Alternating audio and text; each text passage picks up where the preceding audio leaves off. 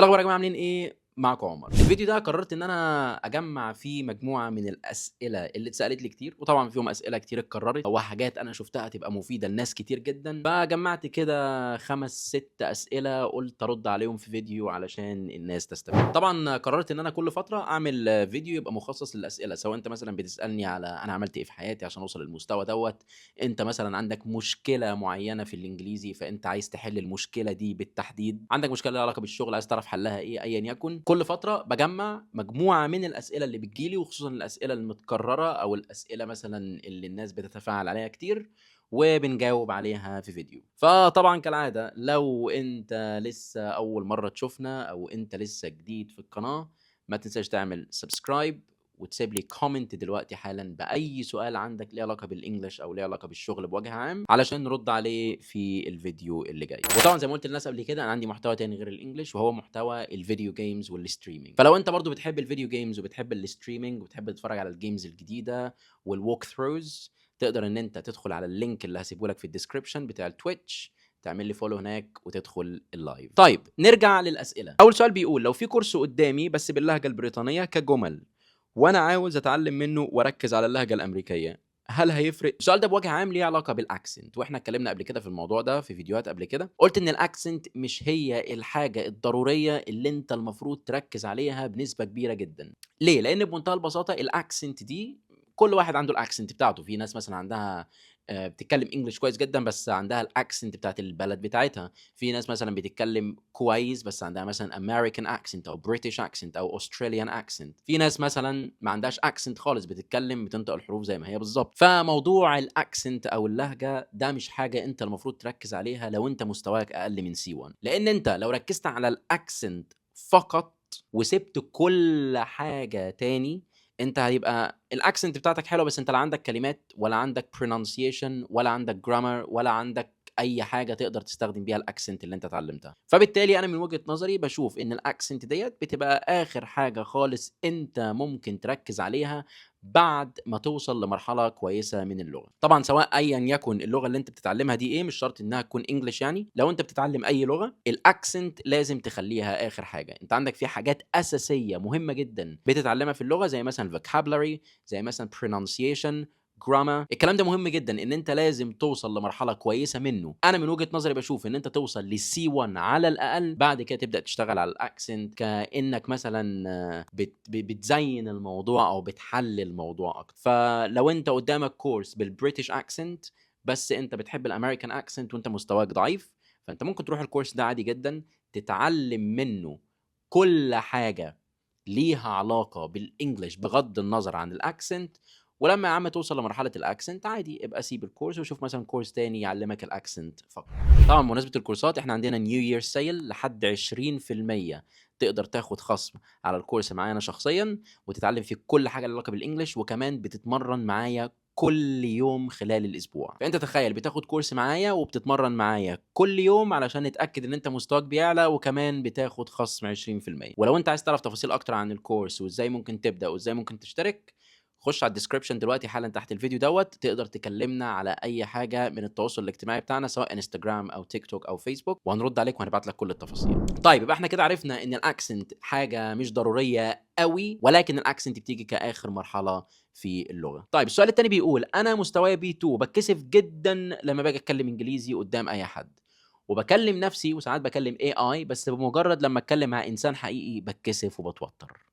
طبعا السؤال ده مهم جدا والسؤال ده حلو جدا، خلي بالك، لان انت ممكن تكون متعود على انك ما بتتعاملش مع ناس كتير، او انت مثلا شخص يعني منطوي شويه عن الناس، شخص introverted، بس لما بتقرر ان انت تتعامل مع الناس بتحس ان الموضوع غريب شويه. خلي بالك لازم تبقى فاهم الموضوع ده ملوش علاقه باللغه، ممكن يكون الموضوع ده اصلا ليه علاقه بحياتك عامه، ان انت ما عندكش اصحاب كتير، شغال مثلا لوحدك، مثلا بتشتغل مثلا من البيت، ما بتخرجش كتير، ما تعرفش ناس كتير، مش موجود قوي على السوشيال ميديا. فانت لما بتيجي تتعامل مع الناس بلغتك الاساسيه وبطبعك الاساسي الحقيقي بتحس الموضوع صعب. فطبعا الموضوع بيزداد صعوبه جدا لما انت تيجي تتعامل مع الناس او تيجي تتكلم مع حد بلغه انت بتتعلمها وخايف الناس تتريق عليك. طيب انا نصيحتي ليك ان انت عادي جدا تقدر تتكلم انجليزي مع اي حد ايا كان، حتى لو الشخص ده كان هيتريق عليك، طول ما انت لسه بتتعلم وشايف نفسك ان انت بتتعلم وبتستفيد ومستواك بيزيد مع الوقت، فانت ما عندكش مشكله اطلاقا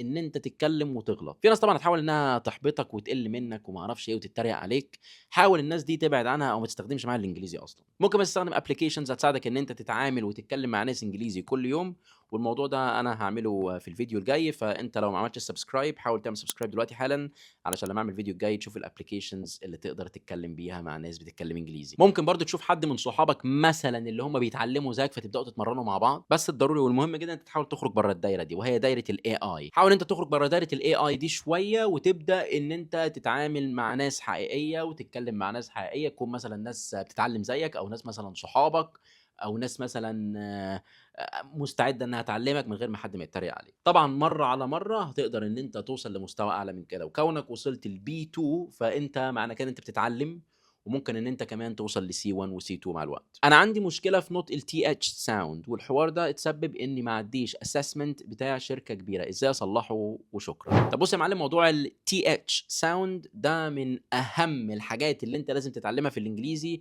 زيها زي البي والبي، زيها زي الار والال، زيها زي الاي دي اندنج والاي والاي والكلام ده كله. دي كلها اسمها pronunciation tips. فلو انت بتقول زس وزوس وسنك وسنك والكلام دوت، فانت مستواك لو انت شايف ان انت بي 2 حط نفسك اي 2. طيب ازاي انا اقدر احل المشكله دي؟ تقدر تحل المشكله دي بطريقتين. اول طريقه هي القرايه، ان انت تشتغل على الريدنج، تقرا كتير جدا وتسجل لنفسك وتسمع بعد ما تقرا. لا انا قلت في الحته دي سينك، انا قلت هنا سانك، انا قلت هنا زس، يبقى عيد تاني اللي انا قريته. تعيد وتكرر تاني مره واثنين وثلاثه واربعه وخمسه وانت مركز على مشكله واحده.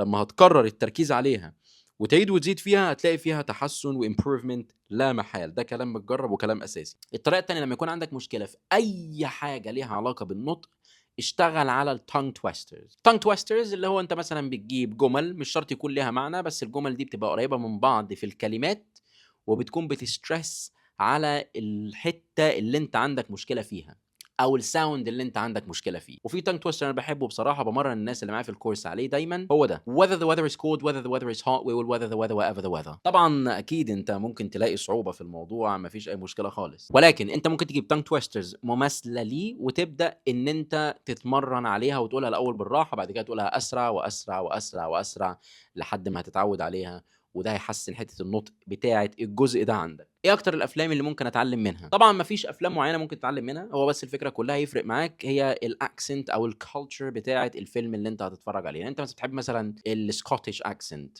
تيجي مثلا حاجه ليها علاقه بالسكوتش كلتشر، حاجات مثلا ليها علاقه بالسكوتش دراما، وتبدا ان انت تتفرج عليها. حاجات مثلا امريكان تتفرج على مسلسلات امريكان او افلام امريكان.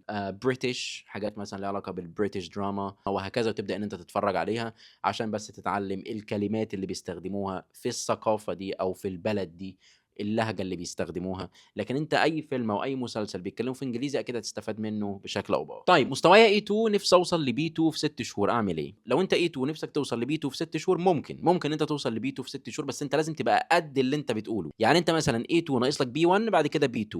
بي 2 ده يعني انت بتتكلم كويس جدا، ما عندكش اخطاء ولا في البرونانسيشن ولا في الجرامر، كميه الكلمات عندك كويسه جدا. ممكن يكون عندك بعض الاخطاء في ربط الكلمات عادي مفيش مشكله، ممكن برضو يكون ما عندكش اكسنت عادي مفيش مشكله خالص، وممكن تكون بطيء شويه وانت بتتكلم، يعني بتقف شويه في الكلام. فلو الحاجات دي موجوده عندك وانت بتعرف تتكلم في اي حاجه بس انت بطيء شويه او بتقطع شويه او ايا يكن، عادي جدا هتعتبر نفسك بي 2. طيب تقدر توصل لده ازاي؟ عن طريق التمرين كل يوم او على الاقل 5 ايام في الاسبوع. بتتمرن يعني بتقرا، بتسمع، بتتكلم، سواء بتسمع من الافلام والمسلسلات، سواء بتقرا كتب، سواء بتقرا حاجات على النت، سواء بتقرا حاجات من الاي اي. وزي ما قلت لك في الفيديو اللي فات اللي انت ما شفتهوش، خلي بالك ازاي تحفظ منه كلمات. لازم ان انت تجيب كلمات كتير جدا وتحطها في ارتكلز او تحطها في باراجرافز على الاي اي وتبدا تقراها وتعيد وتزيد فيها، تلاقي نفسك بتتمرن على النطق وبتزود لنفسك كمان كلمات جديده. لازم جدا يكون عندك حد بتتكلم معاه كل يوم علشان تقدر إن أنت تستخدم اللي أنت بتتعلمه. فطبعًا لو أنت عملت الحاجات دي أنا أوعدك من خلالي يعني إن أنت تقدر توصل لB2 في 6 شهور، بس لازم تتمرن كل يوم. وبس كده، دي كانت أغلبية الأسئلة اللي أنا شُفتها لحد دلوقتي محتاجة إن أنا أرُد عليها وأشرحها. فلو أنت لسه عندك سؤال أو عندك اقتراح أو عندك أي حاجة عايز تتكلم معايا فيها، تقدر إن أنت تسيبها لي في comment دلوقتي حالًا ونعملها في الفيديو اللي جاي. ولو أنت كمّلت معانا الفيديو للآخر واستفدت منه أي حاجة، ما تنساش تعمل subscribe ولايك وتفعّل الجرس عشان ييجي لك notification بالفيديو الجديد، وأشوفكم في فيديو جديد.